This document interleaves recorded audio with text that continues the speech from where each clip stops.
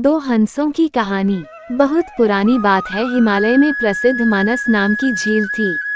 वहाँ पर कई पशु पक्षियों के साथ ही हंसों का एक झुंड भी रहता था। उनमें से दो हंस बहुत आकर्षक थे और दोनों ही देखने में एक जैसे थे, लेकिन उनमें से एक राजा था और दूसरा सेनापति। राजा का नाम था धृतराष्ट्र और सेनापति का नाम सुमुखा था। झील का नजारा बादलों के बीच में स्वर्ग जैसा प्रतीत होता था। उन समय झील और उसमें रहने वाले हंसों की प्रसिद्धि वहां आने जाने वाले पर्यटकों के साथ देश विदेश में फैल गई थी। वहां का गुणगान कई कवियों ने अपनी कविताओं में किया, जिससे प्रभावित होकर वाराणसी के राजा को वह नजारा देखने की इच्छा हुई। राजा ने अपने राज्य में बिल्कुल वैसे ही झील का निर्माण करवाया और वहां पर कई प्रकार के सुंदर और आकर्षक फुलाए के पौधों के साथ ही स्वादिष्ट फलों के पेड़ लगवाए।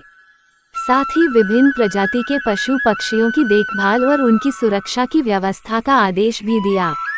वाराणसी का ये सरोवर भी स्वर्ग जैसा सुंदर था, लेकिन राजा के मन में अभी उन दो हंसों को देखने की इच्छा थी, जो मानस सरोवर में रहते थे। एक दिन मानस सरोवर के अन्य हंसों ने राजा के सामने वाराणसी के सरोवर जाने की इच्छा प्रकट की, लेकिन हंसाई का राजा समझदार था। वह जानता था कि अगर वो वहां गए तो राज उन्हें पकड़ लेगा। उसने सभी हंसों को वाराणसी जाने से मना किया, लेकिन वो नहीं माने। तब राजा और सेनापति के साथ सभी हंस वाराणसी की ओर उड़ चले। जैसे ही हंसों का झुंड उस झील में पहुंचा, तो अन्य हंसों को छोड़कर प्रसिद्ध दो हंसों की शोभा देखते ही बनती थी। सोने की तरह चमकती उनकी चोंच, सोने की तरह ही नजर आते उनके पैर और बादलों से भी ज्यादा सफेद उनके पंख हर किसी को अपनी ओर आकर्षित कर रहे थे। हंसों के पहुंचने की खबर राजा को दी गई। उसने हंसों को पकड़ने की युक्ति सोची और एक रात जब सब सो गए, तो उन हंसों को पकड़ने के लिए जाल बिछाया गया। अगले दिन जब हंसों का राजा जागा और भ्रमण पर निकला, तो वह जाल में फंस गया। उसने तुरंत ही तेज आवाज में अन्य सभी हंसों को वहां से उड़ने और अपनी जान बचाने का आदेश दिया। अन्य सभी हंस उड़ गए, लेकिन उनका सेनापति सुमुखा अपने स्वामी को फंसा देखकर उसे बचाने के लिए वहीं रुक गया। इस बीच हंस को पकड़ने के लिए सैनिक वहां आ गया। उसने देखा कि हंसों का राजा जाल में फंसा हुआ है और दूसरा राजा को बचाने के लिए वहां खड़ा हुआ है। हंस की स्वामी भक्ति देखकर सैनिक बहुत प्रभावित हुआ और उसने हंसों के राजा को छोड़ दिया। हंसों का राजा समझदार होने के साथ साथ दूरदर्शी भी था।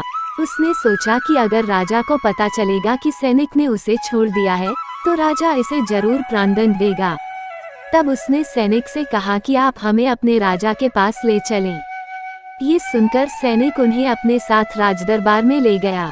दोनों हंस सैनिक के कंधे पर बैठे थे। हंसों को सैनिक के कंधे पर बैठा देखकर हर कोई सोच में पड़ गया। जब राजा ने इस बात का रहस्य पूछा, तो सैनिक ने सारी बात सच सच बता दी।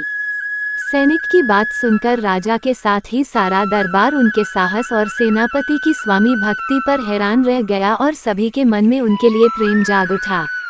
राजा ने सैनिक को माफ कर दिया और दोनों हंसों को आदर के साथ कुछ और दिन ठहरने का निवेदन किया।